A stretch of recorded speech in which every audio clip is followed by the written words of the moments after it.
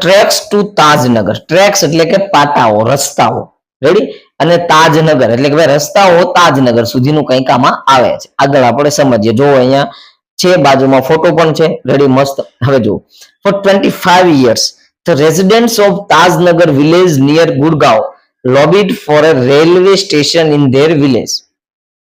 Ready, તો હવે 25 વર્ષથી તાજનગરના રહેવાસીઓ, રેસિડેન્ટ્સ, નગર વિલેજ, તાજનગર શું હતું? ગામ હતું. નિયર ગુડગાંવ, અત્યારે જે આપણે અહીંયા લખ્યું છે ગુડગાંવ, એને ગુડગાંવ આપણે કહીએ છીએ. ગુડગાંવની અંદરના હતા, જે કે ભાઈ ગુડગાંવની અંદર આવેલું તાજનગર નામનું ગામ છે.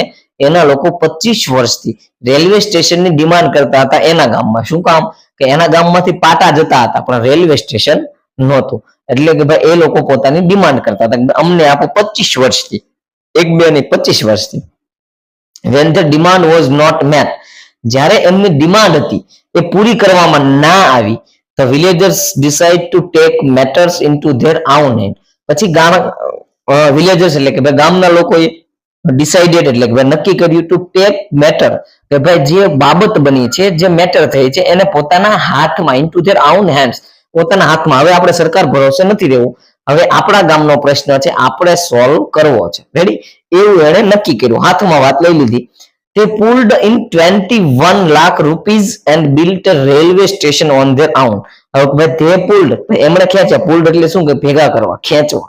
એમણે ખેંચ્યા 21 લાખ રૂપિયા એટલે કે 21 લાખ રૂપિયા. Built railway station on there own, કે ભાઈ આપણે આપણી રીતે તે આપણું રેલવે સ્ટેશન બનાવવું છે, એના માટે 21 લાખ રૂપિયા ભેગા કર્યા એમણે. કોણે? ગામના. માનો કે જ્યારે ગ્રામ્ય લેવલે સરકારે મદદ નથી કરી તો ક્યાંથી થયા હોય?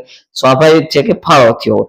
ફાળા માટે ગામમાં કેટલી વસ્તી હતી, કોણે કેટલા રીતે આપ્યા. પછી જ્યારે કોઈ પણ સામાજિક ફાળો થાય છે ત્યારે મોસ્ટ ઓફ એમાં સ્વેચ્છાએ હોય છે, કારણ કે સમાજની અંદર બધા લોકો રહે છે, કે જે પૈસાવાળા પણ છે, જે પહોંચી શકે એવા છે, જે લોકો નથી પહોંચી શકતા એવા પણ છે.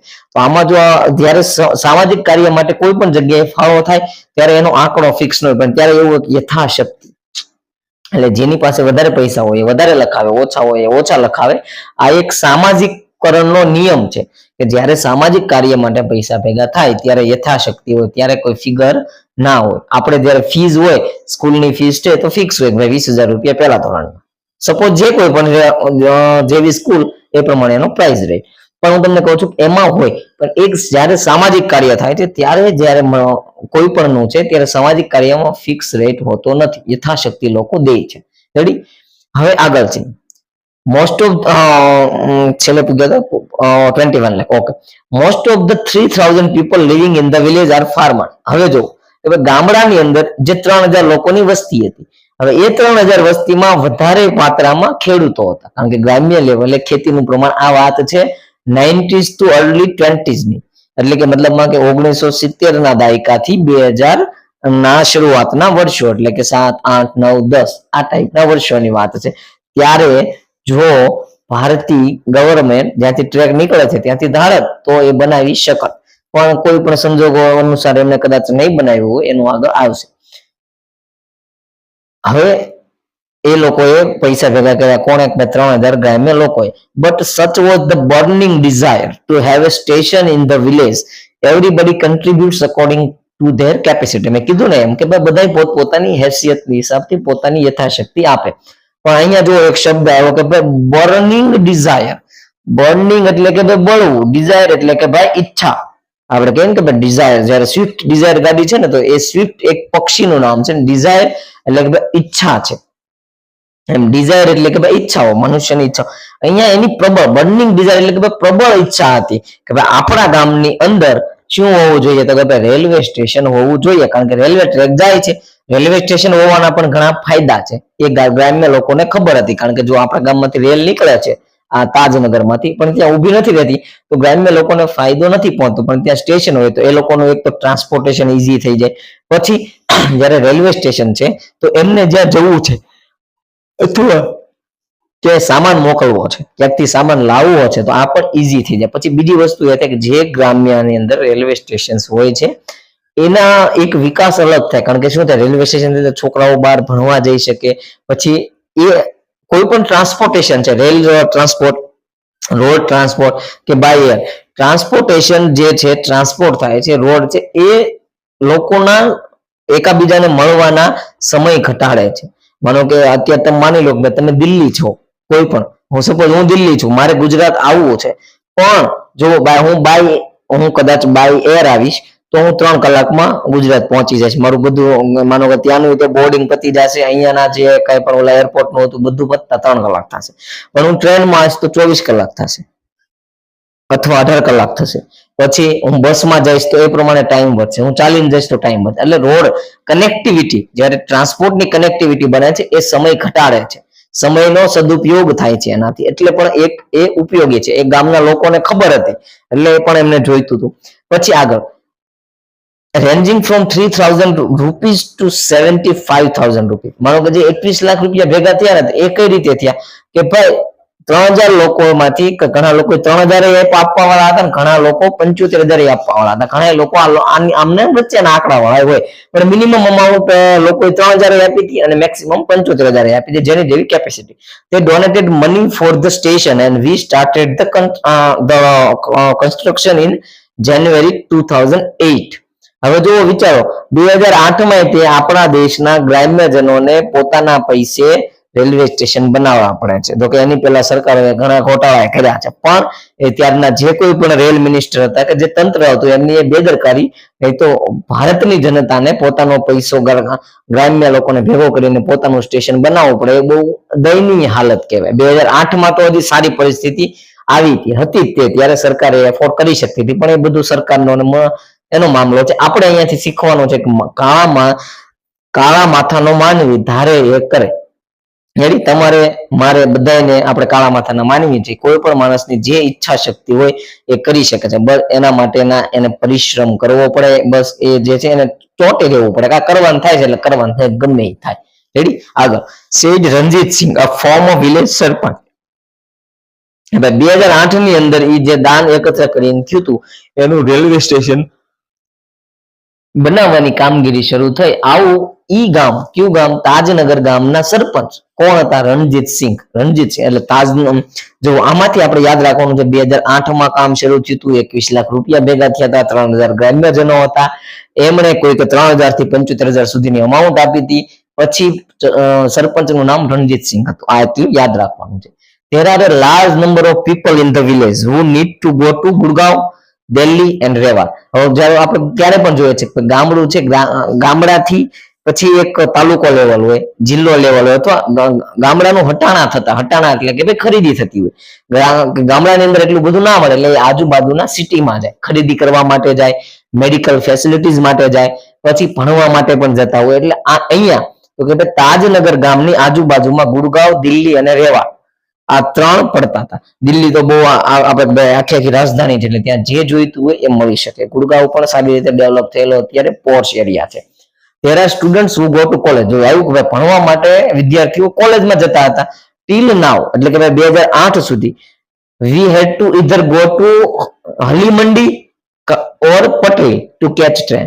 હવે જો એના ગામમાંથી પાટા જાય છે, એના ગામમાંથી ટ્રેન નીકળે છે, પણ સ્ટેશન નહોતું એટલે એમને રેલને પકડવા માટે કાં તો હલીમંડી જવું પડે કાં પટલી જવું પડે. એનાથી ડિસ્ટન્સ દૂર થાય.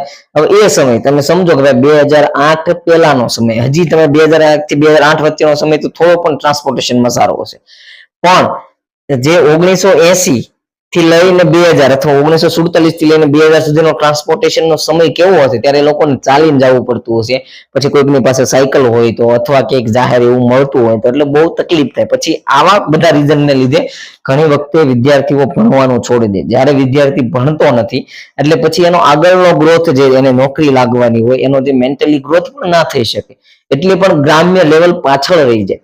પણ જો ત્યારે જ તે સ્ટેશન બની ગયું હોત તો તાજનગરના ઘણા વિદ્યાર્થીઓ ભણત, ઘણા વિદ્યાર્થીઓ આગળ જાત, નોકરીઓ મેળવત. આ બધી ત્યાંના જે કોઈ પણ વડીલો હતા એમની પાસે એ સૂઝ હતી કે ટ્રાન્સપોર્ટેશન આપણી પાસેથી જાય છે તો એનો યુઝ થાય. એટલે ટ્રાન્સપોર્ટેશનના પણ આ ઉપયોગો છે. રેડી? હવે મારો અત્યાર સુધી એ લોકો ક્યાંથી લેતા હતા? તો કે હલીમંડી અને પટલી, કે જ્યાં રેલવે સ્ટેશન હતા ત્યાંથી ટ્રેન પકડતા હતા. both the stations are 6 kilometre away from the Tajnagar. હવે 2-6 કિલોમીટર દૂર થતા હતા. હવે એટલે કે દૂર થવું. Ready? We thought when the railway lines passed through the village we would have a station here. એટલે ગ્રામના લોકોએ વિચાર્યું રેલવે લાઈન આપણા ગામમાં જ જાય છે તો સ્ટેશન તો હોવું જોઈએ. But that didn't happen. પણ એવું બન્યું નહીં. So we raised the demand 1982 માં. જો અહીંયા આવ્યું. So we raised the demand in 1982 and have been continuously asking for it.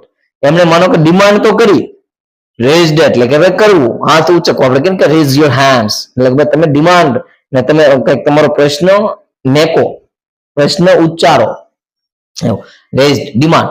1982 માં એને માનો કે પહેલી ડિમાન્ડ મેક, પછી એને 2008 સુધી continue demand making, but continue. ક્યારેય પણ એક સક્સેસ નો પણ એક નિયમ છે કે તમે જ્યારે માણસ કન્ટિન્યુઅસલી કોન્સ્ટન્ટ એ વસ્તુ કરે ને ત્યારે એને ભગવાનને આપવું જ પડે. સમજ્યા? તમે છો, તમને પણ એક નિયમ, આમ તમે ડેલી નું એવું વિચારો હું 30 મિનિટ વાંચીશ, તમે રોજ 30 મિનિટ વાંચવાનું, રવિવાર હોય તો મેં તમને મિનિમમ ઉદાહરણ આપું, તમે 2 કલાકે વાંચી શકો છો. તમે 30 મિનિટ વાંચો, નિયમ રાખો કે ભાઈ હું 30 મિનિટ વાંચીશ, રેડી? તમે એને કોન્સ્ટન્ટ રાખો. તમે આની આ વસ્તુ 2 વર્ષ વાંચશો, 1 વર્ષ વાંચો, તમે તમારામાં બહુ જ ફરક જોશો. તમે તમારી આજુબાજુના, તમે સ્ટુડન્ટ હશો તો તમારી આજુબાજુના તમે સ્ટુડન્ટ્સ કરતા જે ટોપ 10 કેટેગરીમાં તમે આવી જશો. તમારી પાસે એક શિસ્ત બનશે કે તમારી પાસે નિયમ હશે. જેની પાસે પણ નિયમોથી જે ચાલે છે એ માણસ હંમેશા આગળ જાય છે કોઈ પણ વેમાં. તમે ભણતા હો, બિઝનેસ કરતા હો, જોબ કરતા હો, ખેતી કરતા હો, વોટ એવર કરતા હો, તમે ગેમ રમતા હો તો પણ તમારો નિયમ હોય ને ગેમમાં, જે નિયમથી રમે છે, જેના પાસે પોતાના નિયમો છે, નિયમ ફોલો કરે છે, માણસ હંમેશા આગળ જાય છે. આ પાઠ એ જ તમને શીખવે છે. આ બધી સ્ટોરી છે જે રિયલમાં બનેલી છે, પણ આ પાઠમાંથી શીખવાનું વિદ્યાર્થીને આ છે. સમજ્યા? નહીં તો અહીંયા બીજો પાઠ આપી શકતા તમને, ટ્વિંકલ ટ્વિંકલ લિટલ સ્ટાર આપી શકતા હતા. એ તમારે નાનપણમાં રમત કરવાની હતી. આ છે સિરિયસનેસ, એટલે આ આવેલું છે. તમને તમે ખાલી વાર્તા સમજી લેજો, આપણે જેમ ગુજરાતીમાં વાર્તા હોય ને એમ બાકીના શબ્દો તમને યાદ રહી જ જશે. હું તમને કહું છું, તમારે મૂંઝાવા નથી થતું. ઇંગ્લિશ એટલે સાવ ઈઝી વિષય છે, સમજ્યા? ઇંગ્લિશ કોઈ હાર્ડ એવો વિષય છે નહીં, પણ તમે મારી ટ્રિક્સથી, તમારા માઇન્ડથી, તમારી કોન્સ્ટિટ્યુશનથી તમે ભણશો એટલે તમારે ઇંગ્લિશ બધી જરૂર પડે છે, પણ તમારું ઇંગ્લિશ બધા કરતા સવાયું છે. ચાલો આગળ. હવે એનો રેલવે શું કામ ના, but the railway told us that they did not have funds. Railway શું કીધું ગ્રામ્યજનો, અમારી પાસે ફંડ નથી. 25 વર્ષથી તમારી પાસે ફંડ ન આવ્યું. આ તો વાત હતી કે 21 લાખ રૂપિયા 2008 માં જોયા. હવે એ લોકો જો આનો રેલવે સ્ટેશન 1990 બનાવતો કે થોડા 21 લાખ રૂપિયા જોત, રેડી? એટલે એ બધી સરકારની પણ એક બેદરકારી કે જે કઈ પણ હોય. પછી આગળ આવ્યું, so finally we decided to cart hour on destiny. Craft એટલે શું થયું? કરવું. ડેસ્ટિની એટલે શું થયું? નસીબ, રેડી? તો પછી એ લોકોએ પાછું નક્કી કર્યું કે હવે આપણે આપણું પોતાનું નસીબ આપણે જ બનાવવાનું છે. Said Hukumchand, member of the committee. જો હુકુમચંદ કોણ હતા? કમિટીના મેમ્બર. અને આગળ કોણ આવ્યું હતું? હજી એક સિંહ હતા, એ સરપંચ હતા.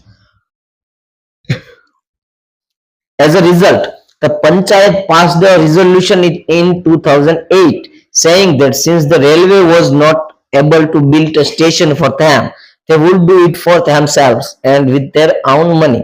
એટલે કે પંચાયતો, જ્યાં આપણે માનો ગામડું છે એટલે ગ્રામ પંચાયતો, પેલી આપણી જે ભારતની રચના હતી, ભારતના ગામડાઓને કે ભાઈ સેલ્ફ ઇન્ડિપેન્ડન્ટ બનાવેલા હતા આપણા ઋષિ મુનિઓએ, આપણા વડવાઓએ, આપણા પુરખોએ. કઈ રીતે? ગામડાની અંદર કોઈ વેદ હોય એટલે હોસ્પિટલ નું કામ થાય, ગામડાની અંદર એક વાણંદ હોય એટલે તમારા વાળનું કામ થાય, ગામડાની અંદર કોઈ પ્લમ્બર હોય, મિસ્ત્રી હોય એટલે તમારું જે કઈ પણ કામ, લાકડાનું કામ, લોખંડનું કામ થાય.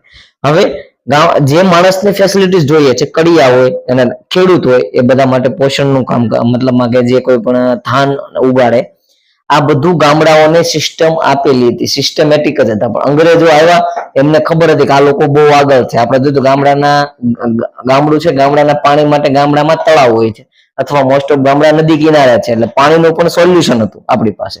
પણ એ બધાને ધીરે ધીરે વીખ્યું, સિટી કલ્ચરને ડેવલપ કર્યા અને આપણા ગામડાઓને તોડ્યા.